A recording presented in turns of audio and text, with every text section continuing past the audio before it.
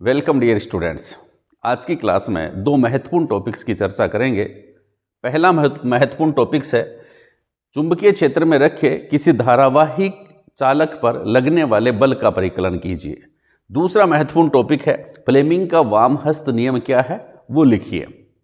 देखिए, पहला जो टॉपिक है वह बोर्ड की एग्जामिनेशन में जब पूछते हैं इस टॉपिक को तो इस टॉपिक को नंबर देते हैं, भाई ये 2 या 3 नंबर का प्रश्न यहां से पूछ लिया जाता है।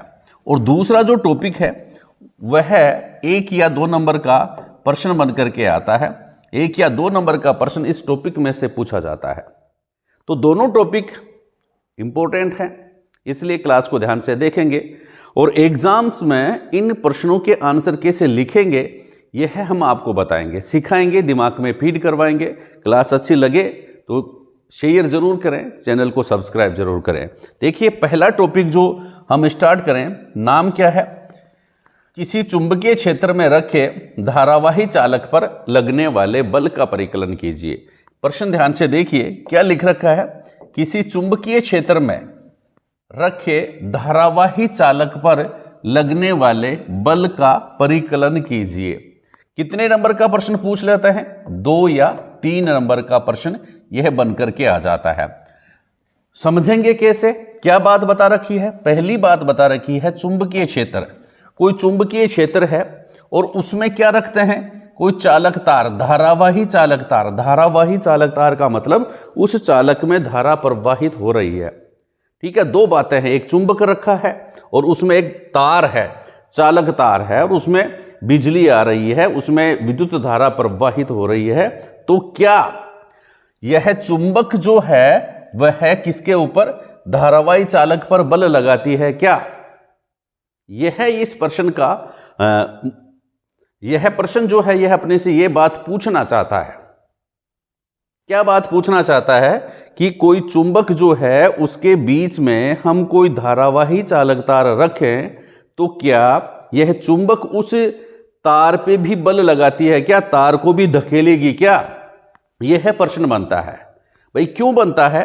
क्योंकि हमने अभी तक क्या पढ़ा कि कोई भी चालक तार है, यह चालक तार है मान लीजिए, ठीक है, इस चालक तार में अगर हम विद्युत धारा प्रवाहित करें आई, ठीक है, विद्युत धारा प्रवाहित करते हैं तो हमने क्या पढ़ा था कि इसके चारों तरफ क्या उत्पन्न हो जाता है बच्चा? चुंबकीय क्षेत्र उत्पन्न हो जाता है। क्या उत्पन्न हो जाता है? चुंबकीय क्षेत्र उत्पन्न हो जाता है। हमने रीड कर लिया। क्या रीड किया? जब किसी धारावाही चालक तार में विद्युत धारा प्रवाहित की जाती है तो उसके चारों तरफ क्या उत्पन्न हो जाता है? चुंबकीय क्षेत्र उत्पन्न हो जाता है।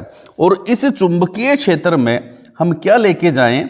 इस चुंबकीय क्षेत्र में अगर हम कोई चुंबक, दूसरा चुंबक यहां पर लेके जाएं तो इसके ऊपर यह जो चुंबकीय क्षेत्र विद्युत धारा के कारण उत्पन्न हुआ है वह क्या लगाता है? इसके ऊपर बल लगाता है। क्या लगाता है? बल लगाता है। तो एक वैज्ञानिक थे, क्या नाम था भाई उस वैज्ञानिक का? याद रखें, नाम था आंद्रे मेरी एम्पियर। आंद्रे मेरी एम्पियर, जिनके नाम पर विद्युत धारा का मात्रक बनाया गया एम्पियर। ठीक है, इन्होंने क्या विचार लगाया? भाई न्यूटन ने एक नियम दिया था। कौन सा नियम? क्रिया प्रतिक्रिया का नियम। याद है कि नहीं है? 9th क्लास में पढ़ा होगा। कौन सा नियम दिया था? क्रिया प्रतिक्रिया का नियम दिया था कि नहीं दिया था? दिया था। क्या था कि अगर एक वस्तु दूसरी वस्तु पर बल लगाती है, एक वस्तु दूसरी वस्तु पर बल लगाती है तो दूसरी वस्तु भी उस पहली वाली वस्तु पर जिसने उसके ऊपर बल लगाया उतना ही बल लगाती है। यह पढ़ा था ना? बिल्कुल। तो आंद्रे मेरी एम्पियर ने भी ये उनके बात दिमाग में आई।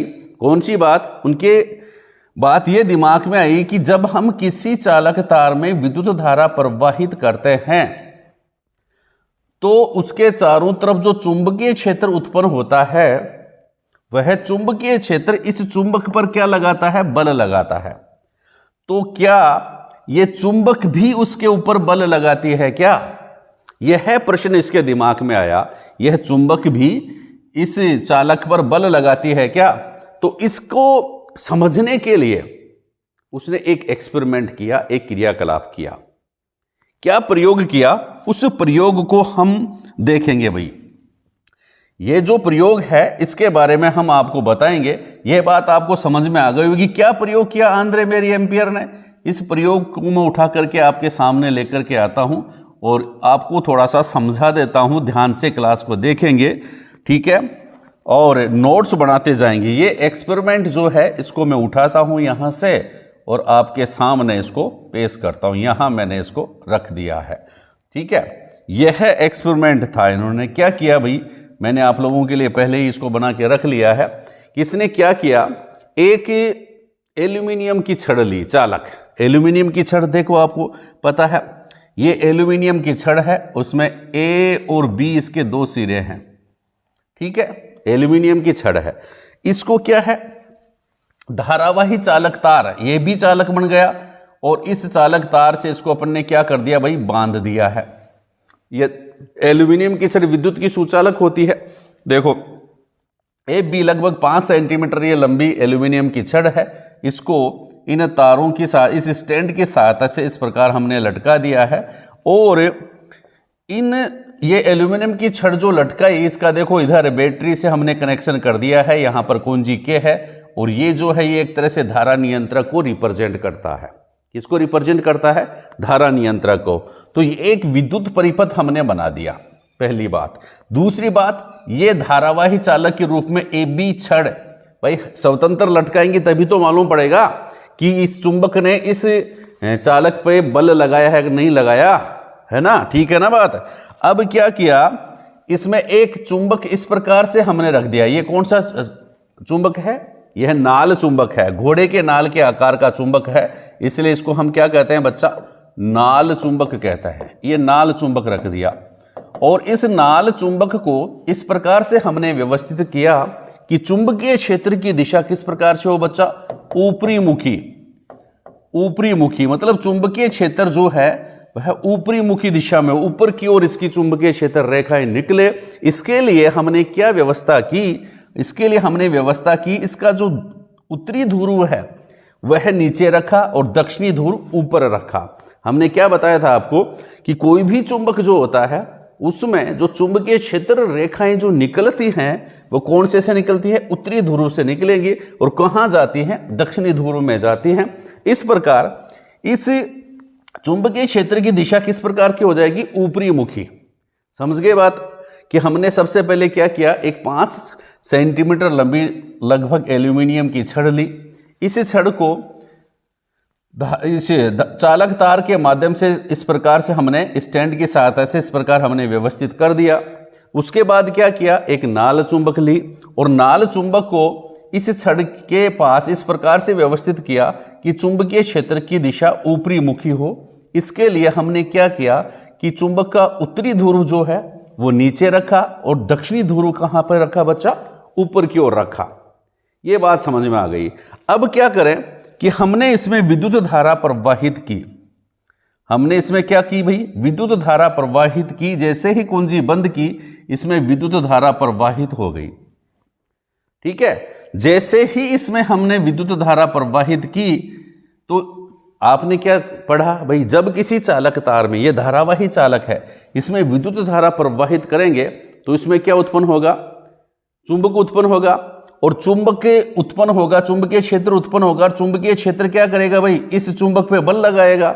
अब नाल चुंबक तो क्या है, हिलेगी नहीं क्योंकि इसने तो अपना इस नाल चुंबक को हमने फिक्स कर रखा है। जबकि ये जो धारावाही चालक है इसके ऊपर भाई जितना बल यह चुंबकीय क्षेत्र इस चुंबक पर लगाएगा उतना ही बल यह चुंबक जो है इस धारावाही चालक तार पे लगाएगी, ठीक है। तो हमने क्या किया, जैसे ही हमने इसमें विद्युत धारा प्रवाहित की हमने क्या देखा, यह थोड़ा सा हिलता है। विद्युत धारा की दिशा क्या है, इधर बी से ए की ओर है। तो हमने जैसे ही इसमें विद्युत धारा प्रवाहित की हमने क्या देखा बच्चा, हमने यह देखा कि यह जो छड़ है एल्यूमिनियम की छड़, ये बाईं ओर विस्थापित होती है। कौन सी दिशा में विस्थापित होती है, बाईं सॉरी भाई, बाईं ओर विस्थापित होती है सबसे पहले, ठीक है, बाईं ओर विस्थापित होती है, ठीक है भाई। इसका मतलब क्या है, यह हिली क्यों भाई, बाईं ओर क्यों आई? इसलिए आई कि चुंबकीय क्षेत्र ने भी इसके ऊपर बल लगाया। जो एल्यूमिनियम की छड़ है कि किधर इसका विस्थापन हुआ, बाईं ओर इसका विस्थापन हुआ। इससे क्या निष्कर्ष निकला कि चुंबकीय क्षेत्र में जो धारावाही चालक पर जब रखा जाता है तो उसके ऊपर भी क्या लगता है भाई, बल लगता है। अब दूसरी बात हमने क्या की कि इस सेल को थोड़ा चेंज कर दिया। आपने पहली बार तो क्या देखा कि जब इस परिपथ में हम विद्युत धारा प्रवाहित करते हैं तो एल्यूमिनियम की छड़ किधर विक्षेपित होती है, बाईं ओर जाती है। इसका मतलब क्या है कि बाईं ओर जाने का मतलब क्या है कि इसका मतलब यह है कि चुंबक ने भी उस धारावाही चालक पर बल लगाया है। अब और क्या एक्सपेरिमेंट किया, हमने इसकी धारा की दिशा बदल दी भाई। इस सेल को इधर तो कर दिया प्लस और इधर कर दिया माइनस, ठीक है। जब विद्युत धारा की दिशा हमने बदली तो इस एल्यूमिनियम की छड़ में पहले बाईं ओर विस्थापन हुआ, तो उसके बाद हमने क्या देखा, यह दाईं ओर विस्थापित होती है। कहने का मतलब विद्युत धारा की दिशा अगर बदलते हैं तो लगने वाले बल की दिशा भी बदल जाती है। पहले चुंबकीय ये एल्यूमिनियम की छड़ बाईं ओर विस्थापित हुई थी, अब दाहिनी ओर विस्थापित होती है। बात समझ में आ गई? पहले बाईं ओर फिर दाईं ओर, फिर हमने और उसमें चेंज किया। क्या चेंज किया भाई? पहले चुंबक का जो उत्तरी ध्रुव था वह नीचे की तरफ और दक्षिणी ध्रुव ऊपर की ओर था, मतलब इसमें चुंबकीय क्षेत्र की दिशा ऊपरी मुखी थी। अब हमने क्या किया, इसकी दिशा चेंज कर दी भाई। इसका उत्तरी ध्रुव तो ले गए इधर N और दक्षिणी ध्रुव ले आए S नीचे। तो फिर हमने क्या देखा, फिर इसके ऊपर जो बल लगा वह चुंबकीय जो ये एल्यूमिनियम की छड़ जो है वह पहले की विपरीत दिशा में विस्थापित हुई। मतलब पहले किस दिशा में विस्थापित हुई थी, बाईं ओर, तो अब यह किधर विस्थापित होती है, दाईं ओर विस्थापित होती है। इस प्रकार हम क्या देखते हैं कि जब किसी चुंबकीय क्षेत्र में कोई धारावाही चालक तार रखा जाता है तो उसके ऊपर क्या लगता है, जितना बल धारावाही चालक चुंबक पर लगाती है उतना ही बल चुंबकीय क्षेत्र में रखे धारावाही चालक पर चुंबक भी बल लगाती है। बात समझ में आ गई? तो इस प्रकार से आप यह डायग्राम बना करके इस प्रयोग को समझा सकते हैं। समझ गए बात को? तो चलो अब इसमें एक प्रश्न यह उठता है, यह प्रश्न यह बनता है कि भाई इस चुंबकीय क्षेत्र की, इस धारावाही चुंबकीय क्षेत्र में रखे धारावाही चालक पर जो बल लगता है उसकी दिशा ज्ञात करने का और भी कोई तरीका है क्या? तो एक वैज्ञानिक जो थे फ्लेमिंग ने एक नियम दिया जिसको अपन क्या कहते हैं, वाम हस्त नियम। क्या कहते हैं भाई? फ्लेमिंग का वाम हस्त नियम कहते हैं। अब क्या है फ्लेमिंग का वाम हस्त नियम? तो आपको उसको लिखेंगे कि देखिए, मान लो कि यदि हम, फ्लेमिंग ने वाम हस्त नियम दिया कि यदि हम अपने बाएं हाथ के अंगूठा, तर्जनी और मध्यमा, अंगूठा तो कौन सा होता है, ये अंगूठा होता है, तर्जनी इसके पास की उंगली जो है वह तर्जनी कहलाती है, और मध्यमा जो बीच वाली अंगुली है वह क्या कहलाती है, मध्यमा कहलाती है। तो ये क्या कहना चाहता है फ्लेमिंग का वाम हस्त नियम कि यदि हम अपने अंगूठा, तर्जनी और मध्यमा, बाएं हाथ के अंगूठा, तर्जनी और मध्यमा जो है उसको इस प्रकार से फैलाएं कि तीनों एक दूसरे के क्या हों, लंबवत हों। तीनों एक दूसरे के क्या हों बच्चा, लंबवत हों। और यदि तर्जनी जो है, तर्जनी किसको रिप्रेजेंट करे, चुंबकीय क्षेत्र को, ठीक है, तर्जनी किसको रिप्रेजेंट करे, चुंबकीय क्षेत्र को रिप्रेजेंट करे। मध्यमा जो है चालक में प्रवाहित विद्युत धारा को रिप्रेजेंट करे, विद्युत धारा को रिप्रेजेंट करे, मतलब तर्जनी तो करे चुंबकीय क्षेत्र को प्रकट, मध्यमा करे विद्युत धारा की दिशा को, तो अंगूठा जो है उस चालक पर, धारावाही चालक पर लगने वाले बल को निरूपित करेगा। समझ गए? किसके ऊपर लगने वाले बल को, धारावाही चालक पर लगने वाले बल को निरूपित करेगा। यह नियम क्या कहलाता है, फ्लेमिंग का वाम हस्त नियम कहलाता है। क्या लिखेंगे, इस नियम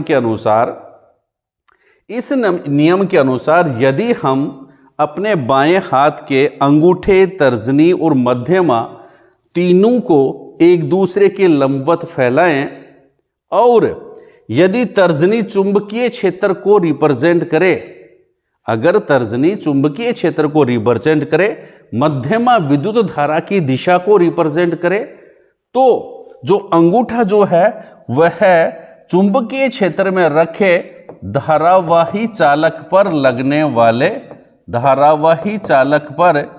लगने वाले बल को निरूपित करेगा। यह नियम क्या कहलाता है? फ्लेमिंग का वाम हस्त नियम कहलाता है। ठीक है बच्चा, तो बहुत इंपॉर्टेंट टॉपिक्स हैं, ये पूछे जाते हैं एग्जामिनेशन में, इसलिए इनको याद जरूर करें, पढ़ते रहें, आगे बढ़ते रहें। थैंक यू, धन्यवाद।